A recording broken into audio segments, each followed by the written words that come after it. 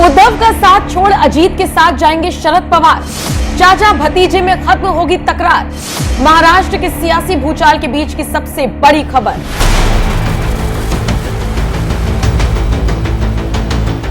इस वक्त महाराष्ट्र का सियासी पारा पूरी तरीके से हाई है और ऐसा इसलिए क्योंकि खबर मिल रही है कि शरद पवार वाली एनसीपी के 8 सांसद अजीत पवार वाली एनसीपी के संपर्क में हैं। हालांकि दूसरी तरफ संजय राउत ने भी यह दावा ठोक दिया है कि उनकी पार्टी को और उनके गठबंधन को तोड़ने की कोशिश की जा रही है, उनके सांसदों से संपर्क साधा जा रहा है।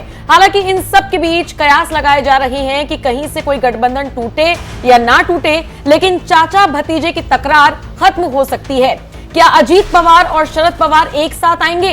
ये सवाल न सिर्फ महाराष्ट्र बल्कि देश की सियासत में इस वक्त कौन रहा है, लेकिन जवाब किसी के पास नहीं। हालांकि इन सब के बीच रोहित पवार, जो कि महाराष्ट्र की राजनीति के एक बड़े नेता माने जाते हैं, विधायक हैं, एनसीपी एसपी के नेता हैं, उन्होंने सीधे सीधे तौर पर कह दिया कि अगर अजीत और शरद चाहते हैं तो वो साथ आ सकते हैं, लेकिन मुझे नहीं पता कि वो साथ आएंगे या नहीं। आपको बताते चले, रोहित पवार ने कहा कि अगर अजीत दादा और शरद साहिब चाहें तो आ सकते हैं, लेकिन मुझे नहीं पता वो आएंगे या नहीं।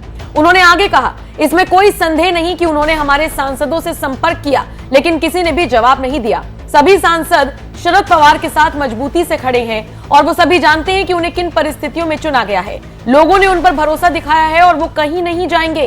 कोई भी निर्णय जो लिया जाना है वो हमारी पार्टी से शरद पवार और उनकी पार्टी से अजीत पवार द्वारा लिया जाएगा। अटकलें राजनीति का हिस्सा है और ऐसा होता रहता है, लेकिन तथ्य सीधे और स्पष्ट है कि हमारे नेता शरद पवार द्वारा इस संबंध में कोई निर्णय नहीं लिया गया है।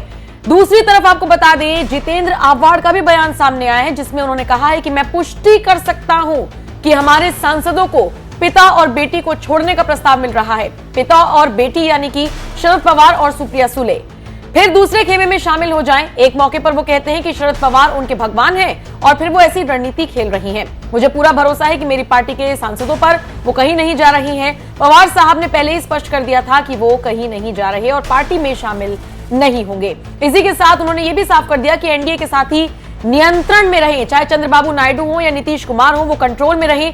इसीलिए इस तरीके का फेक नैरेटिव फैलाया जा रहा है। बहरहाल आपको बताते चले, महाराष्ट्र से ये खबर सामने आ रही है कि अजीत पवार शरद पवार की पार्टी के नेताओं को तोड़ने की कोशिश कर रही हैं और माना तो ये भी जा रहा है कि शरद पवार भी चाहते हैं कि वो महायुति का हिस्सा हो जाएं, क्योंकि वो चाहते हैं कि उनकी बेटी मिनिस्टर बने। यानी सारी चीजें इस वक्त सुप्रिया सुले को केंद्र में लाने के इर्द गिर्द ही घूमती हुई नजर आ रही हैं।